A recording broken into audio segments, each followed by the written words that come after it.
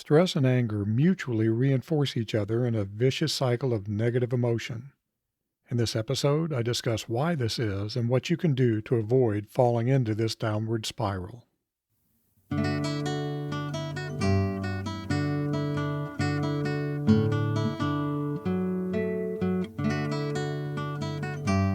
Welcome to Live Well and Flourish, where I help you understand what it means to live a flourishing life. I'm your host, Craig Van Slyke. If you're ready to think beyond material and external success, if you're ready to take control of who you are and the kind of life you live, if you're ready to flourish, this is the podcast for you. Over the last few episodes, I've been talking about stress, what causes it, and how to manage it. Today, I want to add anger into the mix. Stress and anger are pretty closely linked in an oddly reciprocal relationship. Stress can lead to anger, and anger can lead to stress, resulting in a vicious cycle that's harmful to your well-being. Let's look at how this might play out. Suppose you're overloaded at work. A too heavy workload is a common cause of stress. The feelings of stress you experience might cause tension, anxiety, and worry. You try to deal with the stress by prioritizing your work. Temporarily, this adds even more to your workload, making you even more exhausted and susceptible to anger. So you're trying to figure out what your priorities are. A coworker comes up and asks you if you want to grab a long lunch. Normally, this wouldn't be a problem, but you think, what a jackass. Here I am drowning in this work, and this clown is taking a long lunch. So you snap, no, I have too much to do to take a long lunch, while giving your poor coworker a scowl. You, being a good person, pretty quickly realized this was an inappropriate overreaction. So you take a deep breath, and despite your pounding pulse and residual frustration, you tamp down your anger and say, sorry, shouldn't have snapped at you. Normally I'd love to go, but I just don't have time today. You guys enjoy your lunch. And you get back to your pile of work, but now you're feeling guilty about your response, which makes you even more stressed and more prone to get angry at whatever comes next. Now let's dissect this little scenario. What happened here? Stress occurs when the demands on you exceed your resources for dealing with those demands. Overload is one of the big three causes of stress, along with uncertainty and isolation. If you want to learn more about these causes of stress, check out episode 64 at livewellandflourish.com/64. Stress pops up when you encounter something in your environment, a stressor that puts you into overload. In our little example, the overload was brought on by being overworked. You're overworked, so you feel stressed. But your brain doesn't like feeling stressed. So you try to do something to relieve the stress. You try to cope. In our scenario, you're trying to cope by prioritizing your work. But coping responses involve mental and emotional work, which can lead to being even more exhausted. Feeling exhausted depletes your emotional and cognitive resources, making you more susceptible to anger. So things that you would normally shrug off make you angry, like an innocent coworker asking if you want to go to lunch. Most of us don't like feeling angry. So we try to do something to deal with the anger, which you did in our scenario by trying to calm down and apologizing. But just like coping with stress, dealing with anger involves work, which adds to being overloaded, and you get even more stressed, which makes you more prone to anger, which leads to more stress, and, well, you get the idea. There are several underlying causes for the vicious cycle of stress and anger, but the core cause is fatigue. This often comes from dealing with a lot of stress. When you feel tired, your cognitive capacity is reduced, which makes it harder to regulate your emotions effectively, leading to heightened emotional responses like snapping at a coworker. Fatigue also lowers your tolerance for frustration, making you prone to irritability and anger, even in response to trivial annoyances. Being worn out also heightens your stress response, making you even more prone to anger. So it's a bad situation. Finally, fatigue can affect your judgment and decision-making abilities, which can lead to misinterpretations or overreactions, triggering feelings of anger. I want to take a couple of minutes to discuss a hidden cause of a lot of our stress. Emotional labor, which is just the management and regulation of emotional expressions in accordance with societal or occupational norms. I feel like I shouldn't have said just in front of all of that. We live in a mostly civil society that's governed by certain norms of behavior. In other words, there are socially acceptable and unacceptable behavioral responses to common events. Politely declining a lunch invitation is acceptable, yelling at a coworker is not. But we're not automatons. That's a fun word, at least not yet. It's pretty natural to have an initial feeling of frustration, irritation, or anger when a coworker interrupts your work, especially when you're already feeling stressed and overworked. But you know that snapping at your colleague isn't socially acceptable. As a result, you take steps to regulate your initial emotional reaction, and this involves work. Sometimes a lot of work. This work is emotional labor. Some jobs, such as those that are customer-facing and emergency service jobs, are especially prone to emotional labor, but all of us face emotional labor from time to time. Social norms affect our personal lives as well. Some families and cultures find it perfectly acceptable to express emotions, sometimes quite loudly, while in other societies and families, expressing extreme emotions is frowned upon. But even in expressive groups, some emotional outbursts are against the norm, so all of us face emotional labor to some extent. And when it gets to be too much, the added burden of emotional labor can cause stress and anger. This is the important point here. There are stress and anger consequences to emotional labor. Although emotional labor helps us fit into societal roles and norms, it can become a substantial burden when it's excessive or constant. The work involved with regulating your emotions exacerbates feelings of stress, which may also make you quicker to anger. Understanding this can be a huge step in managing your emotional health and your interactions with others. It feels like I'm painting a pretty pessimistic picture here, but there are some steps you can take and ways that you can think that can reduce the vicious stress-anger cycle. I'm going to draw on two of my favorite philosophies here, Aristotle's Ethics and Stoicism.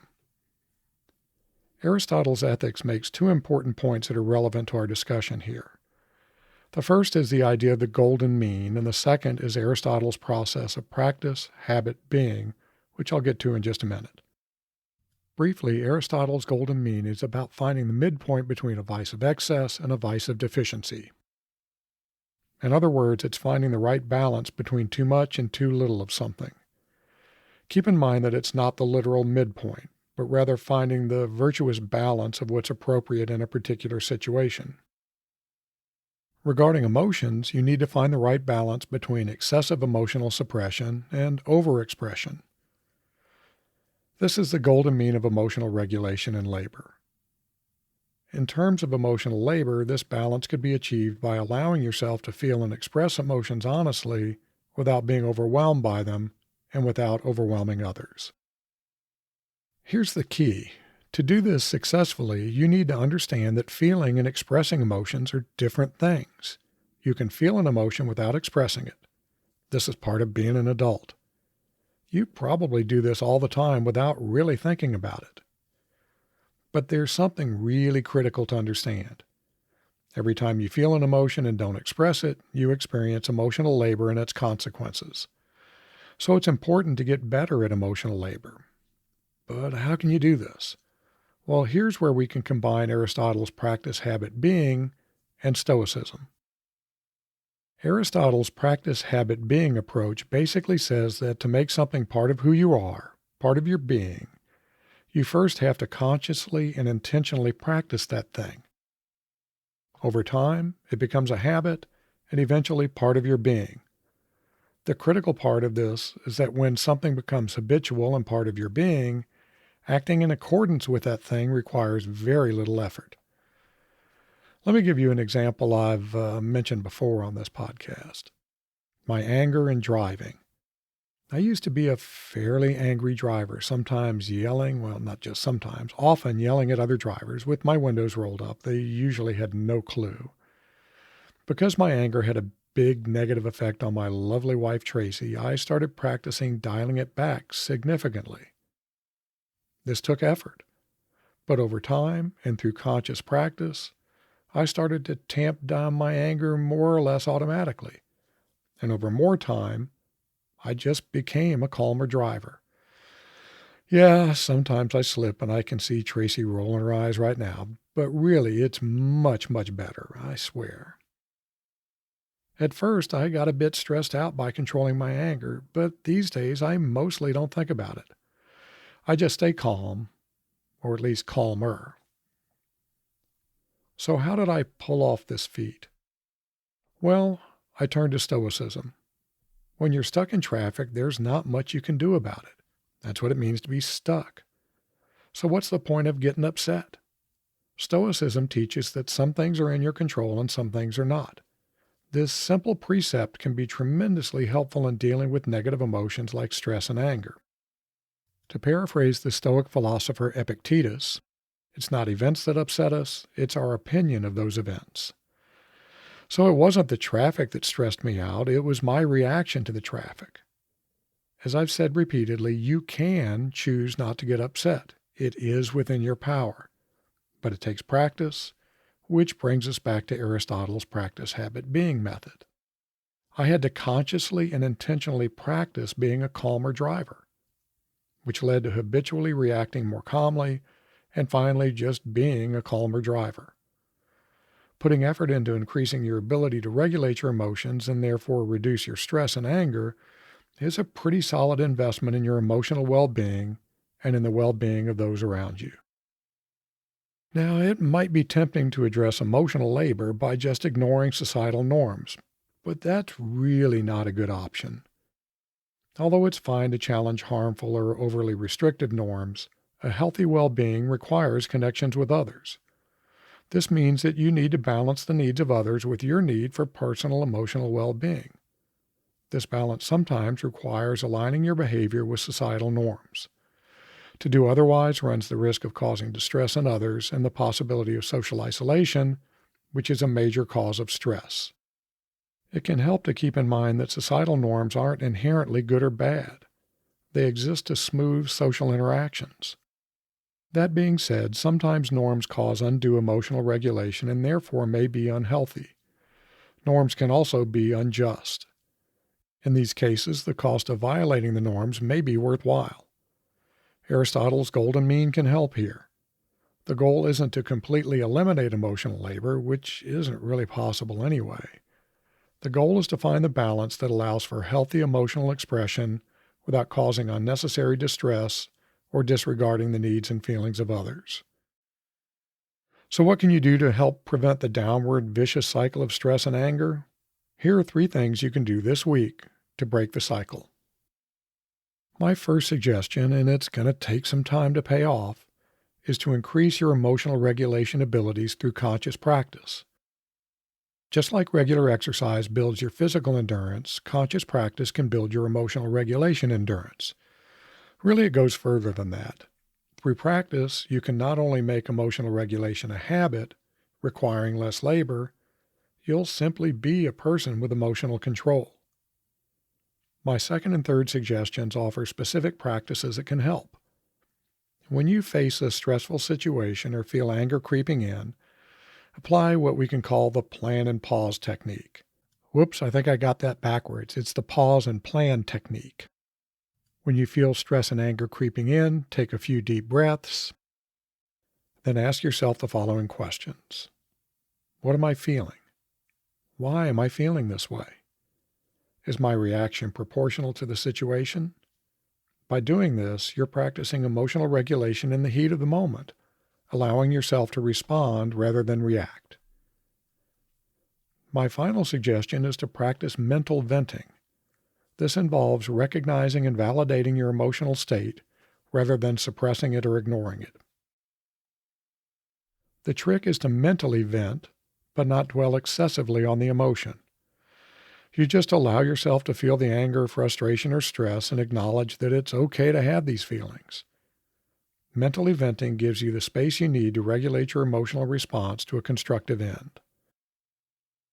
All of these are forms of taking control, which, as I've discussed before, helps reduce your stress. Remember, you're going to feel emotions. It's part of being human. You can't and shouldn't want to escape emotions.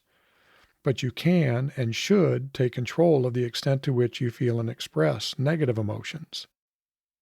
You control your emotions. Your emotions don't control you. Keep in mind that none of this will happen overnight. As they say, it's a process, but it's one that's beyond worthwhile. Our closing quote comes from Marcus Aurelius, the Roman emperor and Stoic philosopher. You have power over your mind, not outside events. Realize this, and you will gain strength. Until next time, be well, my friends. I produce Live Well and Flourish because of my dedication to helping others live excellent lives. I don't accept sponsorships and I don't want your money. The only thing I want is to help you and others flourish. If you've received some value from this episode, please share it with someone that might also benefit from listening. The best way to do that is to direct them to livewellandflourish.com. Until next time.